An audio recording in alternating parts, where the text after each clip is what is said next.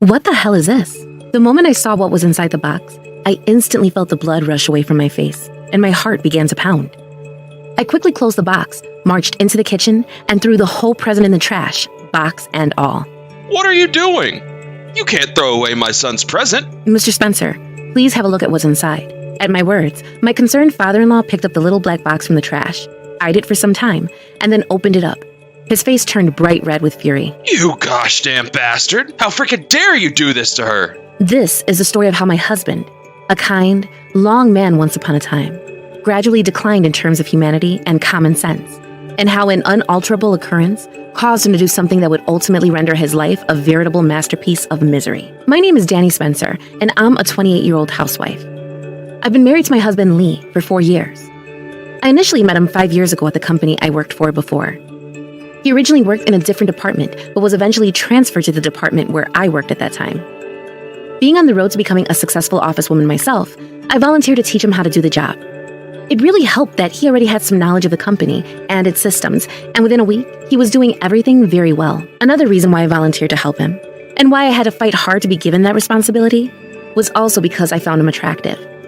He had a face that looked as though he was of Chinese descent, and because of his name, I was certain he was. He had a very charming personality, and above all else, he made my cheeks hurt with how much he made me smile. I don't know what it was exactly, but something about his language and his tone didn't make me laugh per se, unless it was genuinely funny.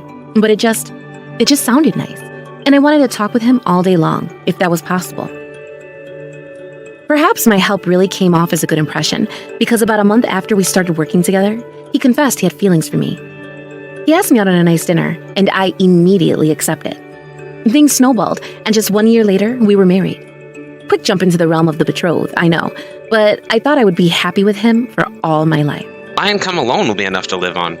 I want you to stay at home and take care of it, if you don't mind. Per Lee's request, I chose to retire from my job and become a housewife, and so began my new life as a newlywed. I was happy for a while, but there was one thing that bothered me. That was my relationship with Whitney, my mother-in-law. To be honest, from the moment I went to greet her at the wedding, I was worried that I wouldn't be able to get along with her. She looked at me with such a raw feeling of resentful coldness that was really quite something. Since Lee was an only child, I could only imagine Whitney must have felt frustrated that her only son, her only child, would be taken away from her. I couldn't really blame her for that, but I could tell from her every word that she was extremely protective of her son. And my fears of what would happen later on, after I got accustomed to marriage, proved to be right. Whitney would often come to our house and say things along the lines of, "The way you fold your laundry is wrong. It's not the same as mine. Redo all of them right now." And then she would scatter all the laundry all over the floor. But why? Another time along the lines of, "What the hell is up with this excuse of an omelet? Throw it away and make another one. It doesn't taste like ours. It's not at all like the salty taste my son likes." Oh no. And she never even tasted it. In a nutshell, Whitney would say that everything I did was not right at all, and she would say something to criticize my housework every time she visited the house. This happened many, many times during the first few months of marriage, and every time I came was with my mother-in-law. She became more and more difficult to deal with. Looking back now, I do realize that I should have been stronger against her at the time. I should have told her that I had my own way of doing things, and that because this was my house along with Lee's, my house, my rules. But at the time, I thought that since I'd only been married for a short time, I should not make any problems for fear of destroying something precious after such a short time. And along with that, I made another discovery that was not good news for me. I also noticed Lee's attitude towards what I believed was a genuine problem. He almost always turned a blind eye to his mother's unfairness toward me. I once asked him for help. "Can't you do something about your mother, Lee?" His reply made me think that I would rather he turn a damn blind eye than say something ridiculous like that. Why can't you just listen to Mom when you know she's going out of her way to give you advice so kindly? You're my wife, and it's only obvious that when it comes to a wife's word against a mother's, the latter always prevails. I was so dumbfounded that I couldn't find the words to reply. After that, whenever Lee opened his mouth, he just kept on stating in different ways, using morally harassing words, that Whitney's word was absolute in the house as long as she was there. In the meantime, he quit his job and started his own business based on the know-how he had acquired through his old job. This had been his dream for a long time, so I did my best to help him start his own business. Running his own business was not an easy task, not by a long shot. And for the first year, the unstable income put pressure on the family budget. However, after months of work and continued resilience, hope, his efforts paid off, and the business got off the ground.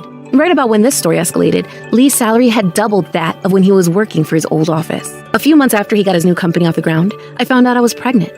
When I told my husband about this, he was very happy, and Whitney was too. I'm going to be a grandmother. I can't wait to see my first grandchild, my mother-in-law said, jumping and swaying her arms joyfully. After we found out I was pregnant, Lee became much nicer to me than ever before, and he even helped with the housework himself, telling me to take it easy, to rest whenever I didn't feel well, etc., etc., etc. Whitney also frequently brought baby items and gave them to me as gifts. I was relieved that I would no longer have to deal with her harassment and my husband's selfishness in taking mommy's side, but that happiness didn't last long. When I was in my 5th month of pregnancy, I found out the sex of the baby from an ultrasound taken at a medical checkup, and as soon as I walked in through the front door, I reported it to my husband. Hey, honey, I have some news. I know the sex of our beautiful child. Ah, about time. Well, come on. Tell me we're getting a son. Actually, we're having a daughter, Lee. What? Why? What do you mean, why? I mean, why not? Of course. It's a girl because it's not like I can work magic and make it a boy. Why not a boy, though?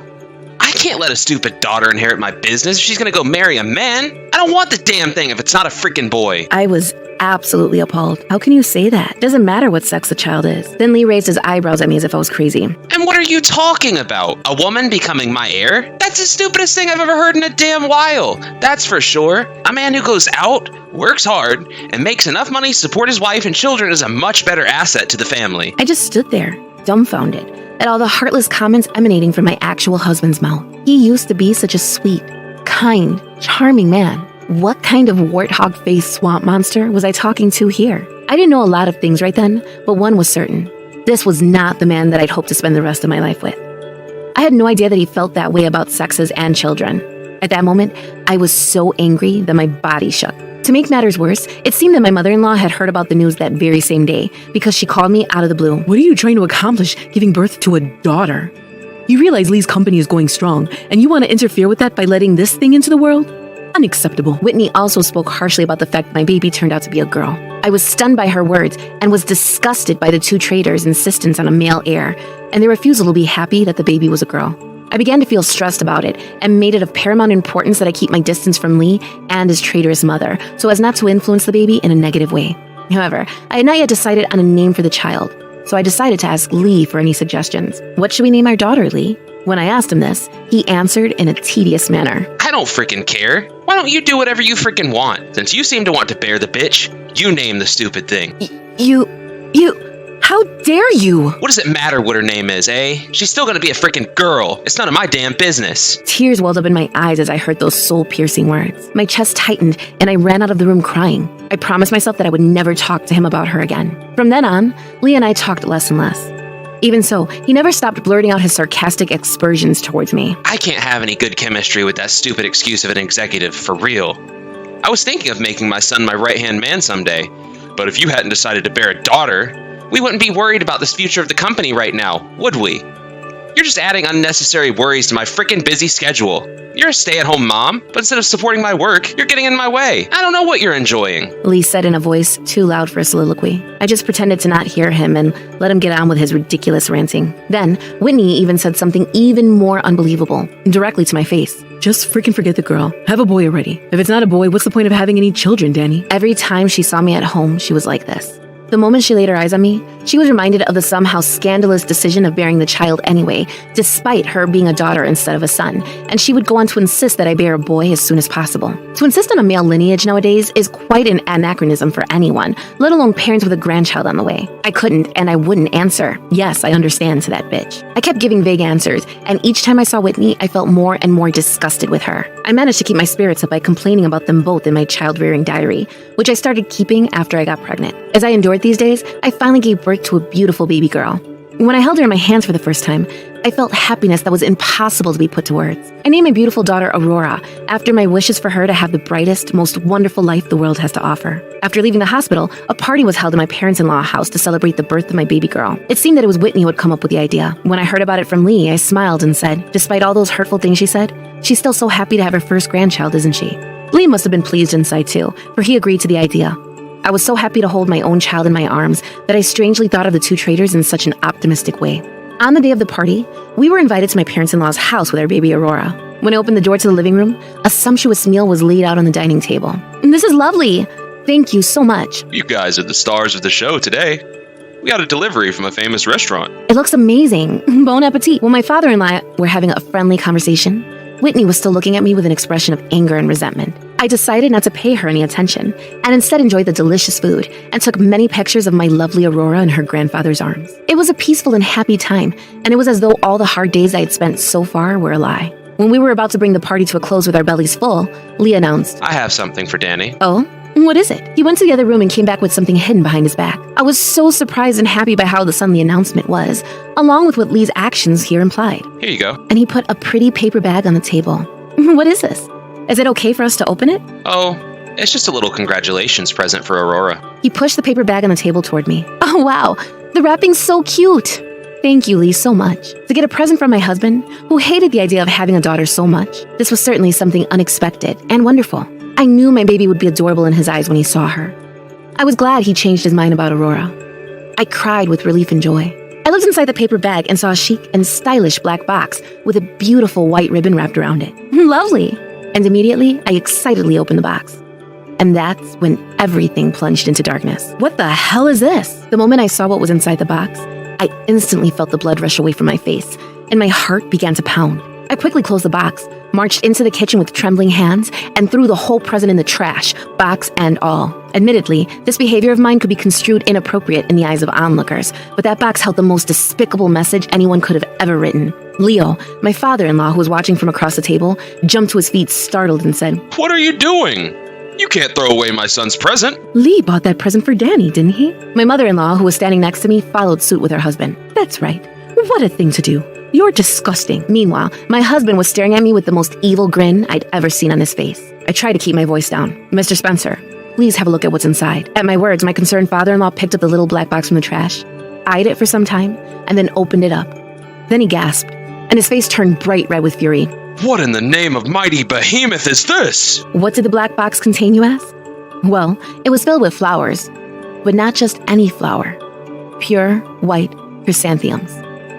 If you don't know, chrysanthemums are considered the flowers of the dead in many cultures around the world. The fact that Lee stuffed a whole lot of flowers into the confines of such a small box goes without saying that he could have been expressing intent of killing his daughter. Contrary to my pale, aghast face, Leo's face turned bright red, and he yelled at Lee. What the hell do you think you're doing? What does it look like? It's a present that expresses how I feel about the frickin' baby. Lee said without a trace of an apology. You know what chrysanthemums are used for, don't you? Of course. I'm sending it to Danny with that in mind. I wanted a son. I have no use for a daughter. She's as good as dead, in my book, and that's why I gave her those flowers. He said flatly. Leo's fist went flying, and Lee was knocked to the ground. What the hell, Dad? What was that for? That's my freaking line, you gosh damn son of a bitch. You have no idea what this means to me. Leo raised his fist to my husband's face again and again, and it was as though he had gone insane. Whitney, who was watching him in horror, finally snapped back in reality and said, "Leo, honey, stop this. Stop this at once. Don't you dare lay a hand on him." Whitney, you shut the frick up. Then, at that moment, she said words that made it seem like time had stopped. "I'm sure Lee picked out the perfect present for Danny and her stupid insect." At that moment, Leo's fist suddenly froze. 1 second seemed to last a whole year, and in the air in the room had become extremely frigid. Then he turned to glare at her, stood up, strode over to her, and slapped her, silently and deadly. "Leo, what? Oh my God, you hit me!" he muttered under his breath, his voice dangerously quiet. You've gone mad, you swine. Soon after, my daughter started to cry because of the whole commotion. I looked at Lee and Whitney, and all my emotions exploded. I can't take it anymore. I was a fool to think that you had changed your ways after the birth of our child. I can't tell you how much the two of you tormented me during my pregnancy with your ridiculous insults. Why the frick does it have to be a boy? How can you treat such a precious life so disrespectfully? I can no longer be family with you two psychopathic miscreants. I'm divorcing you, Lee. The temperature dropped even more, if that was even possible. My daughter's crying echoed throughout the house. I tried my best to soothe her. Don't be freaking stupid. What the hell do you think you're talking about? You're a woman, damn it. Even if you divorce me, you won't be able to live on your own. That's right. You were born to be a housewife, and now you're going against Lee? The atrocious buffoons didn't care about Aurora's crying and continued to yell at me. Then Leo, who was biting his lip and trying desperately to hold back tears of embarrassment and shame, slammed on the table so hard that both Lee and his mother screamed. Shut the hell up, or I swear, I will make you shut the hell up. Don't even think about saying anything more that will hurt these two. And, by the way, Whitney, we're done. Danny's completely right. You two are psychopathic miscreants, and I refuse to be family with you pieces of shit. You, Lee, are no son of mine. Whitney's shoulders slumped at her husband's words. You little bitch. You... Leo restrained Lee, who was about to go ballistic with rage. A new strength seemed to have befallen my father-in-law. Lee could do nothing but squirm under his arm, and with both arms around his neck, his breathing became raspy breaths of desperation too. Now, Danny, you must go. We'll discuss the divorce thoroughly later on. Yes, Mr. Spencer. Thank you so much. He nodded. Goodbye, everyone. I promise you I won't let Aurora see you again. I ran out of the house with my daughter in my arms. I made my way home, quickly packed only my personal valuables, and made my way to the station, where I got on a train bound for my parents' neighborhood. Later, Leo came to my parents' house with all the divorce documents and apologized to me. My husband's section was already filled out on the papers, and all I had to do was fill them out and submit them. He then told me that I could ask for alimony and child support as well, so I heeded his words and hired a lawyer. I asked for alimony and child support from Lee. The diary I'd kept during my pregnancy was found to be sufficient evidence of moral harassment. Leo also divorced his own wife, just as he declared that afternoon. Having been kicked out of her house and having no place to stay, Whitney went to the apartment where my husband and I used to live and pressured Lee to let her live with him. Leo disowned his son, and he has no one to ask for help in paying alimony. And financially, it seems to be very difficult times for him. He now works for his own company during the day and works part-time as a traffic warden at night. He also started working as a day laborer at a factory on weekends. But a few days ago, his overwork reached its peak, and he collapsed at his day job at his own company and is currently in the hospital. As for Whitney, she is busy working part-time as a janitor and taking care of her son at the same time. On the other hand, I am now able to raise my daughter with the help of my own parents. The smiling face of my beautiful daughter, who is growing little by little every day, supports me and fills me with happiness.